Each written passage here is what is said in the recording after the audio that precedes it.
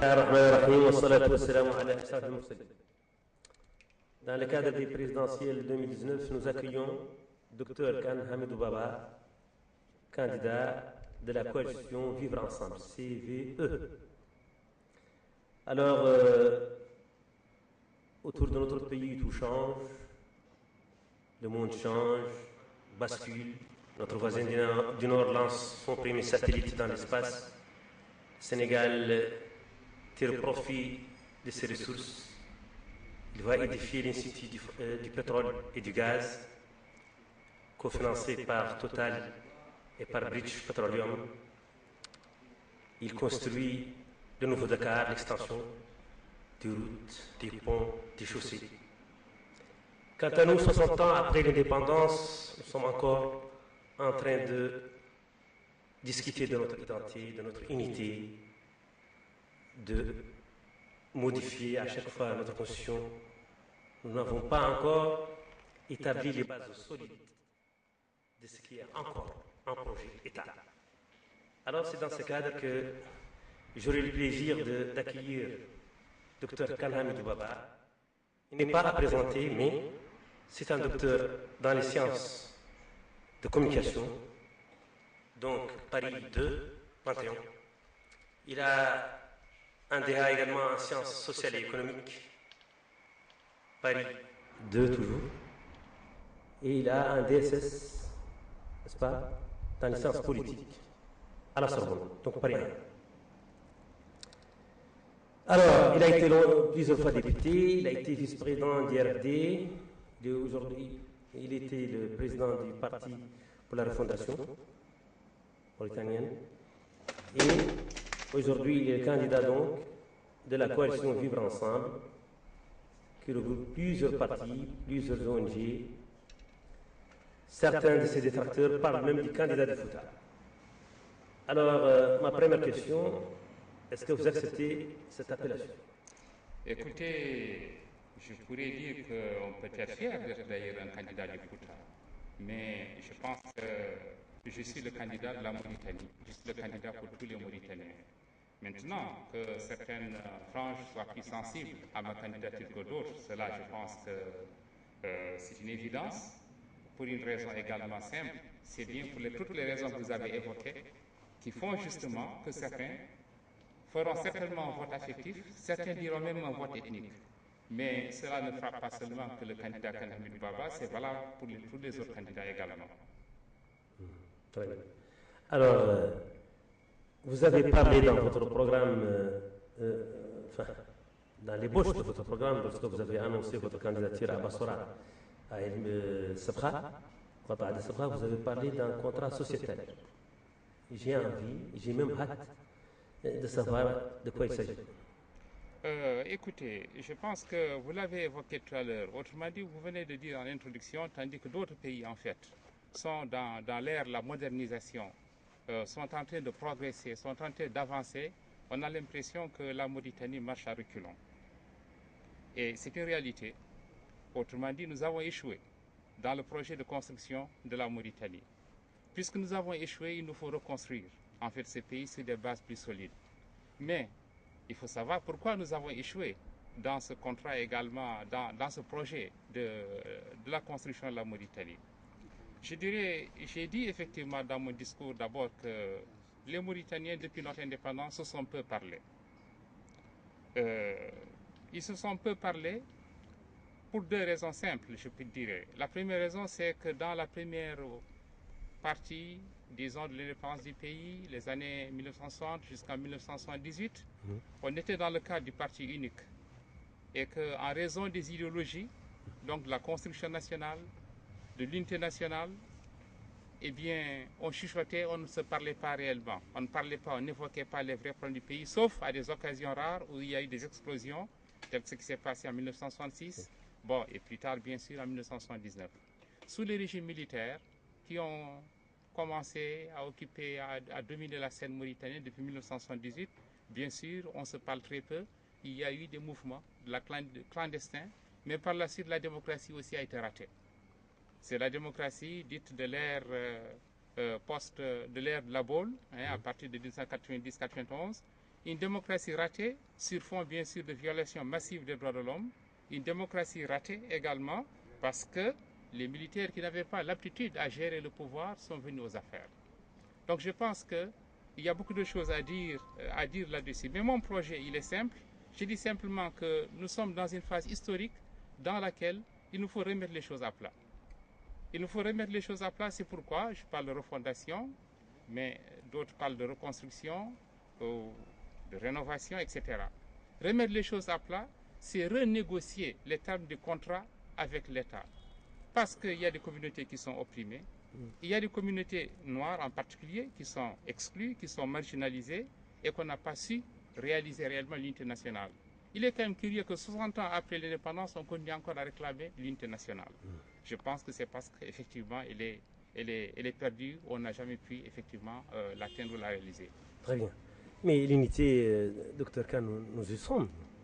Nous sommes unis depuis la naissance de ce pays. C'est vrai qu'il y a des problèmes, il y a des injustices. Mais l'État, quand même, et le peuple surtout, est uni. Écoutez, je pense que dire que le peuple est uni, sauf à vouloir faire un euphémisme ou à vouloir faire, je dirais, de la démagogie, je pense que ce serait trop dire. Parce que l'État n'a pas su unir le peuple. Ce n'est pas le peuple qui est responsable de cela. C'est l'État ou ceux qui agissent au nom de l'État qui n'ont pas su justement réaliser l'unité nationale dans ces pays. Justement, vous avez qualifié l'État de raciste. Est-ce que vous pouvez montrer une loi? Bon, vous savez, peut-être que je ne vois pas très bien. D'ailleurs, je commence à perdre la vue un peu, la baisse. Je connais une baisse de vue. Est-ce qu'il y a une loi ou un texte qui est raciste, qui est expressément raciste? Écoutez, d'abord, je pense que quand on parle d'un État, on ne parle pas seulement que de loi. Un État, c'est avant tout des institutions. Un État, c'est des pratiques. Un État, c'est une culture. Ce sont ces trois facteurs combinés qui permettent d'apprécier quelle est la nature de l'État mauritanien. Écoutez, un État, regardez au plan institutionnel. Comment les différentes communautés sont-elles représentées au niveau institutionnel? Je parle des institutions à mandat, pour prendre des exemples très précis. Dans ces institutions à mandat, eh bien, à l'exception peut-être du Conseil constitutionnel, vous n'avez pas de négro-africain qui dirige tout simplement une institution. À l'exception du Conseil constitutionnel, et ceci est un phénomène très très récent. Mais vous pouvez prendre la haute administration, vous pouvez prendre la diplomatie, vous pouvez examiner le commandement également de l'armée. Je pense que tout ceci, ça saute aux yeux aujourd'hui qu'au fond, nous avons un État raciste parce que les institutions tournent de façon mono-ethnique pour l'essentiel. Voilà pourquoi on parle d'État raciste. Maintenant, il y a des pratiques également.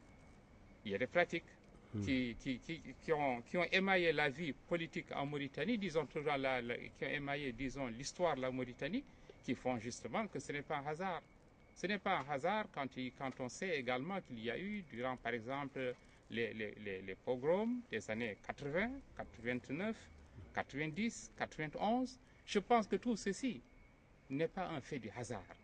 Et que cela participe évidemment de situations créées par les tenants du pouvoir d'État qui ont opprimé, c'est le mot, qui ont marginalisé et qui ont exclu finalement une grande partie de la société mauritanienne. Ce n'est pas seulement valable d'ailleurs que pour les négro-africains, c'est valable aussi pour la composante haratine, qui a déjà hérité d'une situation historique qui fait qu'elle était marginalisée. Ici, dans le cadre, bien sûr, de la société maure, d'une manière générale. Mais ça reste encore manifeste aujourd'hui. Hier, j'étais à la marche du manifeste haratine, marche qui n'avait pour objet justement que de réclamer des droits économiques, des droits culturels et des droits sociaux. Il est quand même paradoxal que 100 ans après l'indépendance, il y a des gens qui battent le macadam pour dire nous voulons être placés au même niveau que les autres composantes nationales. Très bien. Et qu'est-ce que vous proposez comme mesure phare dans votre programme pour pallier à tout ce que vous venez de dénoncer? Bon, d'abord, la première chose d'abord, c'est qu'il faudrait que les Mauritaniens se parlent. Il faudrait organiser des assises nationales pour traiter des problèmes justement qui sont ressentis comme tels, à la fois par les communautés en tant que communauté, parce que des communautés ont été victimes parce que c'est des communautés. Lorsqu'une communauté est victime en tant que communauté, on ne peut pas lui dire qu'elle ne doit pas réagir en tant que telle. Or, les mesures phares, je ne sais pas d'ailleurs si on peut les appeler les mesures phares, il y a bien sûr des mesures qu'on dirait conjoncturelles, qui permettront d'organiser des assises pour traiter des questions, des problèmes de fond de ce pays, mais il y a aussi des mesures de rattrapage qu'il faut prendre. C'est là peut-être qu'on verra les mesures phares, des mesures de discrimination positive qui permettront justement de faire en sorte que personne ne soit laissé sur le bord de la route. Je ne dis pas encore une fois que ne sont exclus que les communautés négro-africaines noires en général. Non, il y a des exclus également dans la communauté Beydane, mais je dis que le système, d'une manière générale, le système où l'État a une certaine orientation qui tend à devenir monoethnique. Et cela, bien sûr, n'est pas de nature à la fois, disons, à réaliser une unité nationale, mais ce n'est même pas de nature à assurer le développement, encore moins de la paix sociale. Et je pense que les problèmes que vous avez évoqués dans votre introduction, à savoir que des pays pensent à des satellites, d'autres ont construit des monuments, etc., de nouvelles villes, ainsi de suite, et que nous sommes là en train de poser ces problèmes-là qui sont posés depuis l'indépendance du pays. Il y a quand même un problème. Très bien, mais vous avez parlé d'un système depuis l'arrivée des militaires au pouvoir, c'est-à-dire depuis 1978. Si ma mémoire ne me trahit pas, vous étiez chargé de la communication du chef de l'État de l'époque. Non, je suis arrivé, disons, à la primature, puis à la présidence en 1983. 83. N'est-ce pas? Ce sont justement les années Bien. de Brest, disons. C'est vrai, mais le choix à l'époque, c'était entre travailler dans des régimes, c'est les régimes qui étaient militaires, c'est de travailler avec un régime militaire ou ne pas travailler du tout. Je ne pense pas que ce soit un reproche. Mais si j'entends bien, vous me dites que c'était les années de Braise. Moi, je pose une question. Vous me dites que c'était des années de Braise. J'entends bien que c'était des années de Braise.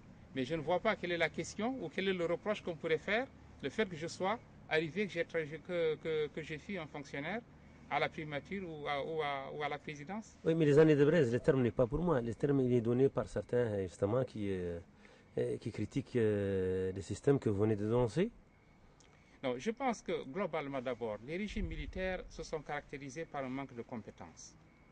Manque de compétences. Un manque de compétences, globalement. Oui. Et le tournant qu'on a eu en Mauritanie, c'est en 1981. Si vous vous rappelez, après l'attaque du 16 mars, on a vu des militaires qui devenaient des préfets, des gouverneurs, des directeurs généraux de société, etc. Et tout se passait comme si on pouvait dire que n'importe qui pouvait occuper n'importe quelle place. Et je pense que c'est à ce moment-là qu'on a commencé à pervertir en fait le fonctionnement normal d'une administration. Il n'y a donc plus, disons, de plan de carrière. Ça a été estompé avec cette perception en tout cas de la fonction au sein de l'État. Et je pense que ça a été préjudiciable d'une manière générale en fait à l'évolution du pays dans son ensemble. Bon, on pourrait également évoquer d'autres aspects qui sont apparus à partir de 81. C'est également l'enrichissement illicite qui a commencé évidemment durant ces années. Parce que quoi qu'on dise, sous le régime civil de Mokhtar Dada, il y avait une certaine moralité en matière de gouvernance, en matière de gestion des ressources du pays, quoi qu'on dise. Et que le tournant, c'est à partir de 1981. Une certaine presse a parlé d'un petit incident protocolaire avec un autre candidat, en l'occurrence Biram. Est-ce que vous pouvez nous dire de quoi il s'agit en fait? J'ai lu ça quelque part dans la presse, je sais pas. Écoutez, je pense que la presse a toujours tendance également à déformer la réalité. Moi, je suis un responsable. Je suis arrivé moi-même à ce meeting, je pense, après l'incident. Donc, je n'ai eu d'informations qu'à partir de mes services, de ceux qui étaient chargés de l'organisation du meeting. Pourquoi je vous questionne? De quoi il s'agit?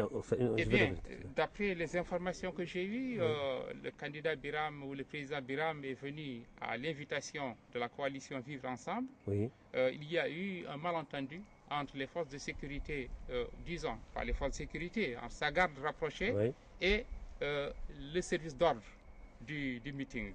Il y a eu un malentendu entre eux. Est-ce qu'il y avait trop de personnes autour de Biram et le service d'ordre craignait évidemment qu'il y ait donc un certain désordre et a souhaité, en tout cas n'a pas voulu, n'a pas accepté justement que tous les gardes du corps puissent monter à la tribune. Bon, c'est ce qui m'a été rapporté et probablement Biram en a été plus ou moins offusqué et puis il est reparti. Bon, c'est un incident que nous regrettons, mais je pense que c'est un phénomène qui est passager et que c'est derrière nous. Très bien. Alors, docteur Khan, vous avez l'air d'être serein, tranquille, paisible, alors que vous n'avez pas encore déposé votre dossier. Alors, dites-moi, est-ce que vous n'avez pas de crainte Vous allez le déposer comment en 2009? Pardon? Vous allez pouvoir boucler votre dossier comme ce fut le cas en 2009? Bien, écoutez, je pense que je finirai par le boucler, mais la tâche est assez ardue parce que je pense que c'est la question des parrainages qui apparaît en filigrane. Oui. La question des parrainages qui devrait être assez simple parce que le parrainage il est individuel et il est républicain. On ne parraine pas un candidat parce qu'on le soutient. On ne parraine pas un candidat parce qu'on partage également ses idées. Non, on parraine un candidat parce qu'une élection présidentielle, c'est important et on veut consolider la démocratie. Et on pense qu'un tel candidat occupe un certain espace et a également une certaine place sur l'échiquier également national. Ce dont nous pensons.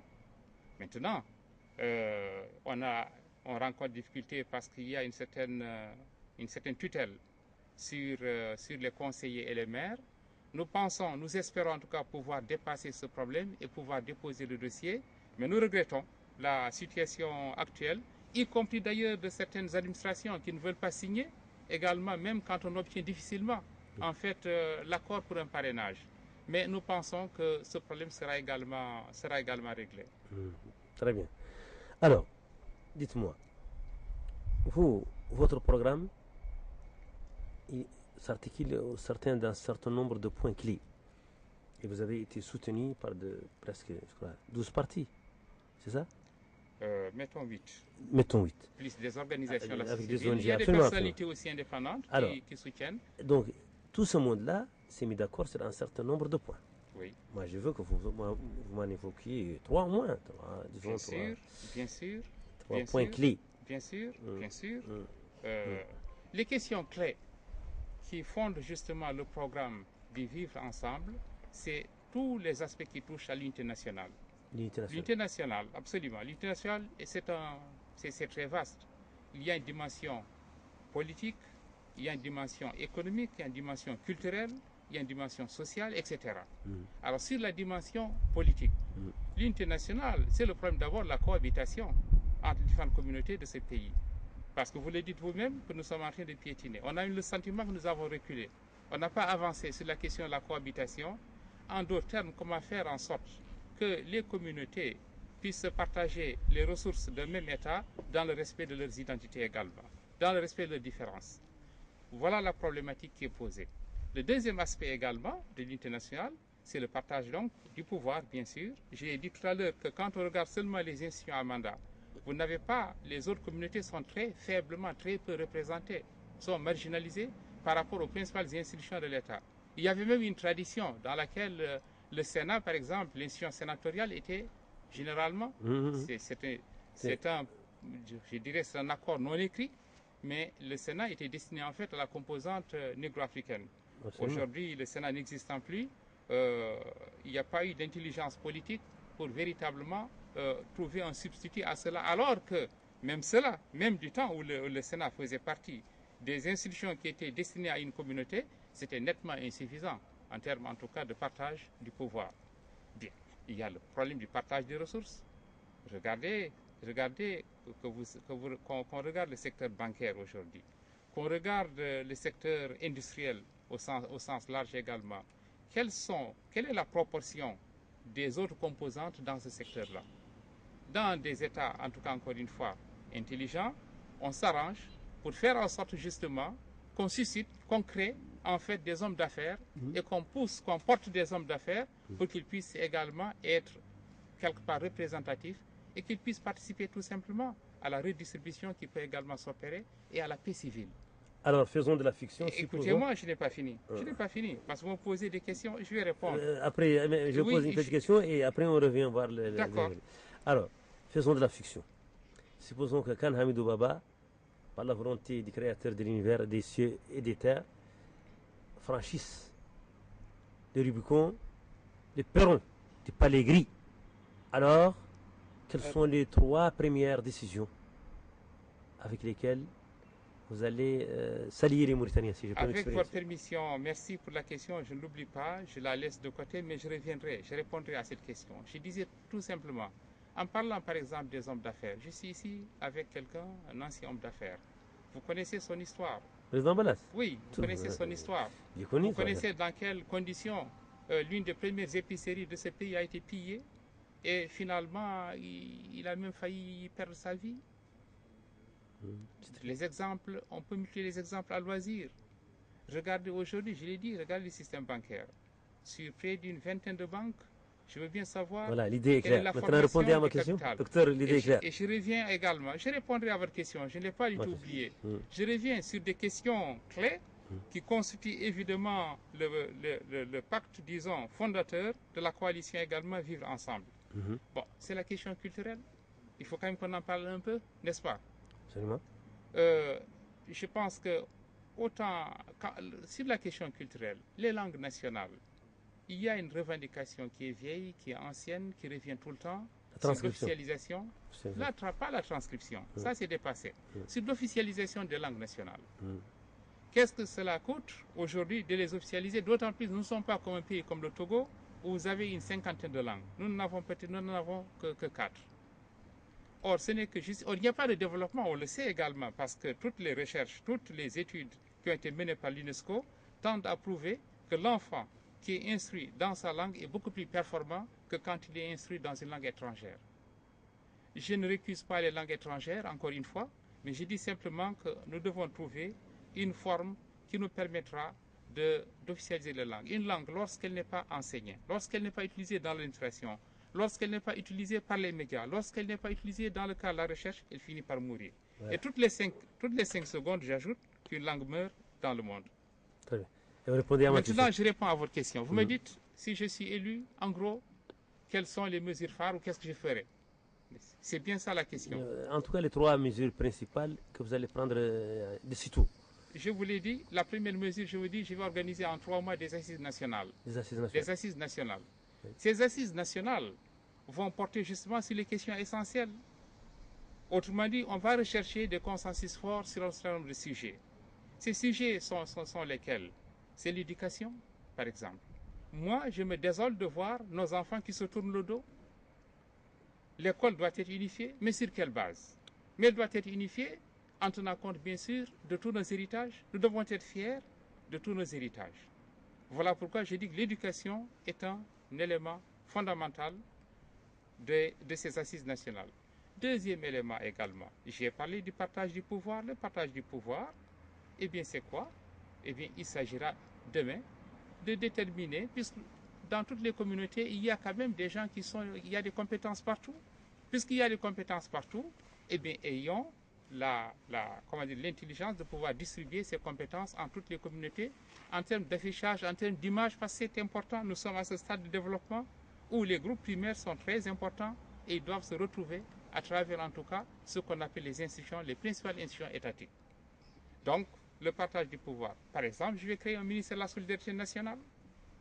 Si vous me posez la question, ce ministère de la solidarité nationale, c'est lui qui va s'occuper à la fois, bien sûr, des mesures concrètes qui seront issues des assises en termes d'unité nationale. Et ce ministère va aussi gérer un autre aspect qui, de mon point de vue, est très important, c'est la zakat. Je considère que dans un pays qui se dit musulman islamique, la zakat... Vous allez collecter la zakat? Absolument, en tant que... L'État va collecter? Oui, l'État va collecter la zakat. Et l'État va redistribuer la zakat. Ça ne doit pas dépendre du bon vouloir de X, Y ou Z. Non, il appartient à l'État de collecter la zakat, de la redistribuer. Ce fut le cas de Beit al-Muslimin. Oui, bon, et de la sorte, justement, nous pourrons renforcer l'unité nationale. Non pas seulement en termes d'ailleurs de communauté, mais de régions aussi. Il y a des régions qui sont plus pauvres, qui n'ont pas les mêmes dotations que les autres, etc. Et comment vous allez solder le passif humanitaire et puis le problème de l'esclavage? Mais bien sûr, ça fait partie des problèmes, des questions clés qui seront également discutées à l'occasion de ces assises. Alors, il y a des mesures rapides que l'on peut prendre. C'est le retour de ce qu'on appelle les déportés. Ça, c'est des mesures qui n'ont pas à attendre. Eh bien, ils sont au Sénégal, ils sont au Mali. Pour autant que quelqu'un est mauritanien, prouve sa mauritanité, il doit rentrer dans son pays et recouvrer tous ses droits. C'est aussi simple que cela. Recouvrer ses droits pour, par exemple, les paysans. pour le paysan, eh bien, c'est récupérer ses terres. La terre au premier possédant, celui qui possédait, qui a été dépossédé de ses terres. Autant l'État a le droit de prendre une loi, mais autant l'État a le devoir de respecter ses propres lois. Or, regardez ce qui se passe également au niveau de l'achèvement, au niveau de l'accaparement des terres. Très bien. Mais non, vous avez posé une question, je vais vous répondre. Permettez-moi de répondre à vos questions. Allez-y. Vous avez dit l'essentiel, comme ça on peut passer à une autre question. Oui, mais je n'ai rien dit sur le passif humanitaire. Vous avez posé comment je vais régler le passif humanitaire. Je veux bien en dire un mot. J'ai utilisé le terme soldé parce qu'il a été réglé en partie par l'État mauritanien. Écoutez, je ne me satisfais pas de ce qui a été fait. C'est pourquoi j'ai utilisé le terme en partie. Bon, alors en partie, oui. Oui, j'ai salué ce qui a été fait lors de la journée, effectivement, du souvenir à Kaïdi. Bon, mais la question du passif humanitaire ne peut pas être gérée de façon clandestine. C'est un problème national, il faut le gérer. Comme un problème national, comme on gère un problème national. La question du passif humanitaire, au centre, il y a des victimes et des ayants droit. Il faudrait qu'ils aient leur mot à dire. Or, ce qui a été fait jusque-là, en réalité, eh bien, ça a été malheureusement géré dans les officines plus ou moins secrètes, sans grande concertation. Et il faut regarder vers l'avenir. Il ne faut pas remuer le couteau dans la plaie, mais il faut regarder vers l'avenir. Et regarder vers l'avenir, ça suppose bien sûr qu'on soigne les plaies. Or, la plaie du passif humanitaire est encore béante aujourd'hui. Soigne les plaies, mais un musulman doit toujours savoir pardonner. Mais bien sûr, j'ai dit dans mon discours, si vous l'avez bien écouté, que personnellement, je serai le mendiant de l'unité nationale. Cela veut dire quoi? Cela veut dire que, bien sûr, il faut aller vers le pardon. Mais le pardon ne se décrète pas. Le pardon, il se construit, il se conçoit, il se conquiert. Et c'est à ce moment seulement qu'on pourra préparer, en tout cas, avoir plus d'harmonie dans la société mauritanienne et on aura la paix des esprits et des cœurs. C'est vrai. Mais il faut dire aussi que l'État et l'unité nationale ont besoin de la générosité des cœurs. La générosité des cœurs, c'est certes, il faut rétablir les gens dans leurs droits, il faut réparer, mais il faut aussi que les ayants droit pardonnent et fassent un grand acte en direction de la réconciliation nationale, c'est-à-dire en direction de Dieu. Bien, alors ça c'est l'hypothèse optimiste. C'était au cas où, par fiction, vous franchissez le perron du palier gris, palier présidentiel. Alors supposons que vous ne passez pas au second tour. Alors, quel est le candidat qui a le plus de chances d'avoir votre soutien? J'avoue que je ne fais même pas cette hypothèse.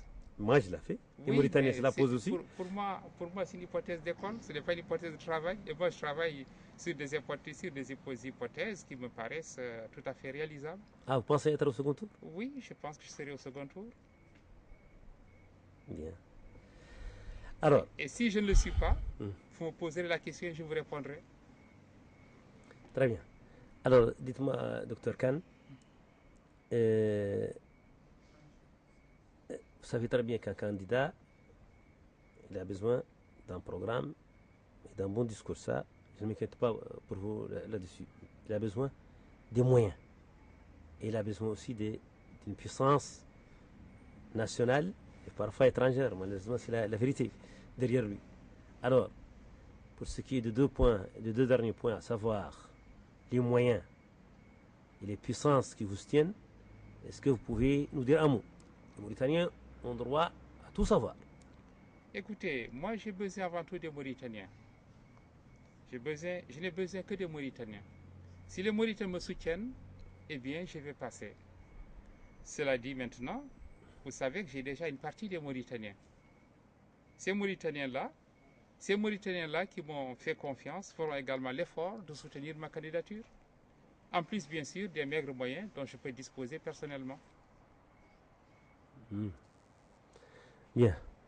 Donc, est-ce que vous considérez qu'il doit avoir un code déontologique de bonne conduite entre les candidats?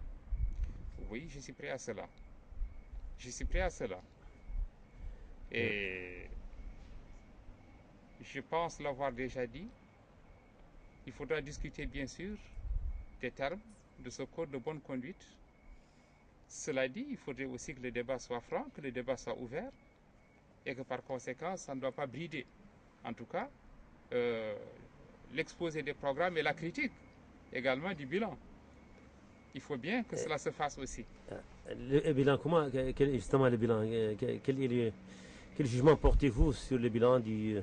Non, moi je ne suis pas le porteur, le candidat du bilan, on le connaît. Le candidat du bilan, on le connaît. On le connaît, oui. N'est-ce pas? Oui. Alors si vous me demandez quelle critique on peut porter sur le bilan, je pense que nous risquons de faire une autre émission. Mais je dirais d'emblée qu'il est globalement négatif. Est-ce que vous êtes prêt pour un débat contradictoire entre vous et un candidat, par exemple le candidat de la majorité? Absolument. Je l'ai dit ici. Et moi aussi je suis preneur. Très bien. Alors interrogez l'autre candidat alors. Dites-moi, Dr Khan. Donc, vous avez dit que vous êtes confiant parce que vous avez refusé d'imaginer même que vous ne passerez pas au second tour. Alors, est-ce que d'abord vous avez confiance dans la commission électorale qui va surveiller, c'est l'instrument qui va surveiller les élections? Est-ce que vous avez confiance ou, comme vos autres collègues de l'opposition, vous n'avez pas confiance dans cette signe? Écoutez, je pense que quand on a été mordu par le serpent, il est normal qu'on ait peur même de la corde que l'on peut rencontrer le soir. Or, la CENI, nous l'avons déjà expérimenté. Et nous n'avons aucune raison de dire que nous sommes confiants vis-à-vis de la CENI. Mais il y a une responsabilité de la CENI, mais il y a une responsabilité avant tout du gouvernement, du pouvoir. La responsabilité du pouvoir,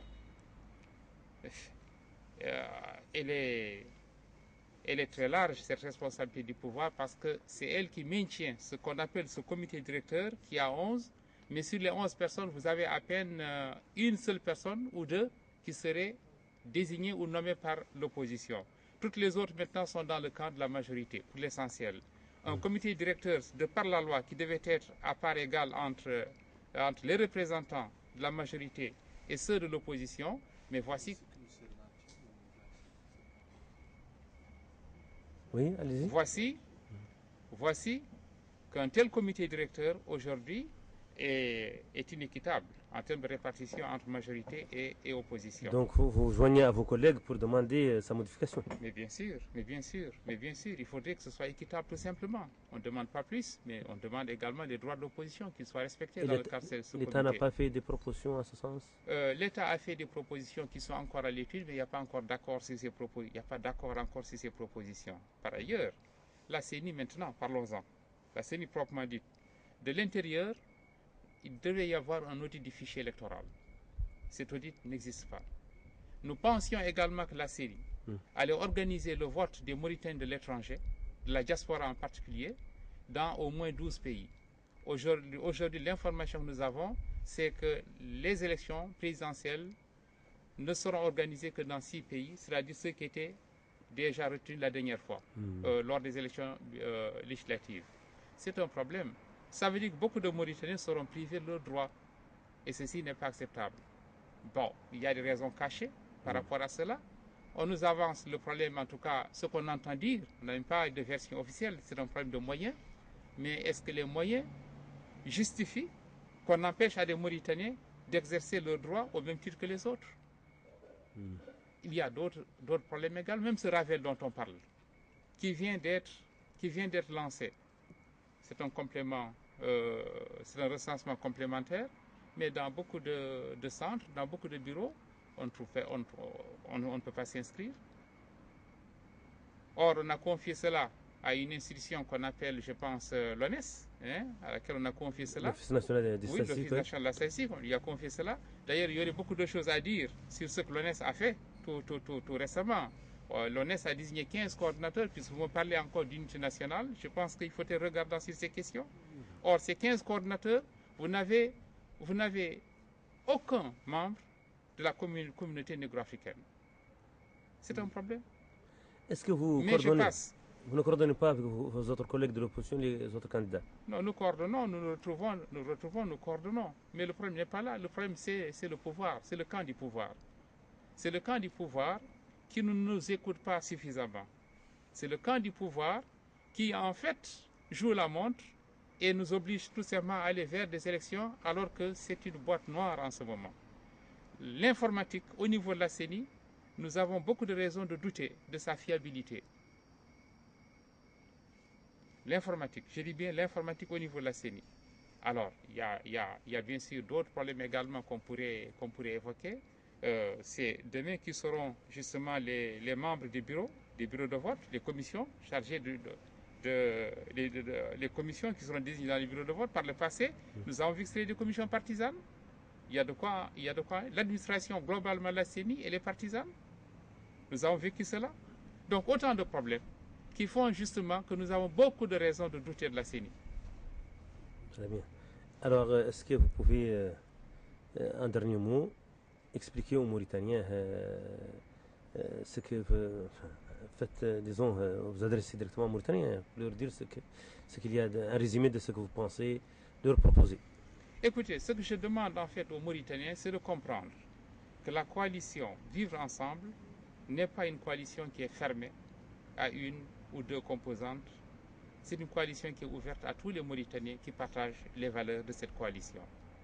Je pense que ce que nous disons aux Mauritaniens, c'est qu'aujourd'hui, la question de l'unité nationale est devenue une question centrale qui conditionne la paix, le développement et la sécurité de ces pays. Ce que nous voulons dire également aux Mauritaniens, c'est que nous sommes attachés à l'ancrage de la démocratie dans ces pays. Nous sommes prêts à jouer le jeu, mais nous voulons nous entendre sur la définition des règles du jeu démocratique et que le meilleur gagne.